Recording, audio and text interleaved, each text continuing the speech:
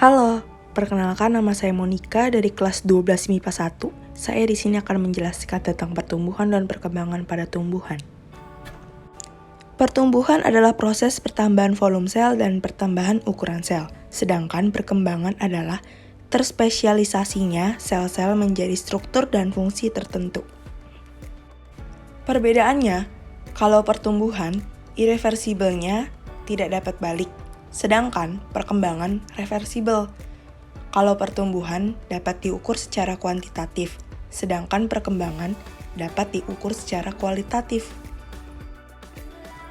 Pertumbuhan primer dan pertumbuhan sekunder. Yang pertama yaitu pertumbuhan primer.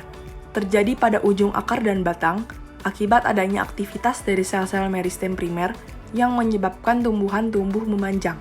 Sedangkan yang kedua yaitu pertumbuhan sekunder. Pertumbuhan sekunder tumbuhan merupakan hasil aktivitas dari jaringan meristem sekunder, yaitu kambium pembuluh yang membentuk kayu dan kambium gabus atau velogen yang membentuk kulit kayu. Tipe perkecambahan. Yang pertama yaitu epigel. Bagian hipokotil tumbuh memanjang, kotiledon dan plumula terdorong ke atas permukaan tanah. Sedangkan hipogel, kotiledon tetap berada di dalam tanah. Faktor-faktor pertumbuhan dan perkembangan tumbuhan. Yang pertama ada faktor internal, gen. Gen pada tanaman mempengaruhi bentuk tubuh, warna bunga, dan rasa buah. Lalu ada hormon. Yang pertama yaitu hormon auksin untuk memacu proses pemanjangan, pembelahan, dan diferensiasi sel.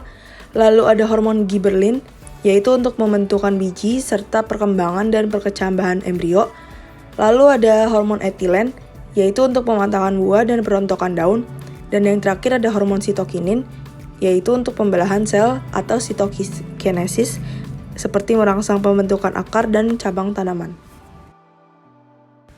Lalu yang kedua ada faktor eksternal. Yang pertama yaitu nutrisi. Nutrisi merupakan bahan baku dan sumber energi dalam proses metabolisme tubuh, CO2, H2O, unsur makro, dan mikro. Lalu ada cahaya matahari. Tanaman sangat membutuhkan cahaya matahari untuk fotosintesis dan fotomorfogenesis, sehingga tidak terjadi etiolasi. Lalu ada air. Kelembapan mempengaruhi keberadaan air yang dapat diserap oleh tanaman, mengurangi penguapan. Lalu yang keempat ada suhu. Semua proses dalam pertumbuhan dan perkembangan seperti penyerapan air, fotosintesis, penguapan, dan pernafasan pada tanaman dipengaruhi oleh suhu. Dan yang kelima ada tanah.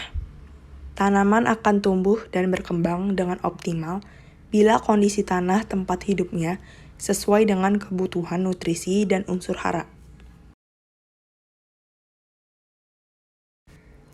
Sekian presentasi dari saya. Mohon maaf jika ada kesalahan kata dan ada kata-kata yang kurang dimengerti. Terima kasih.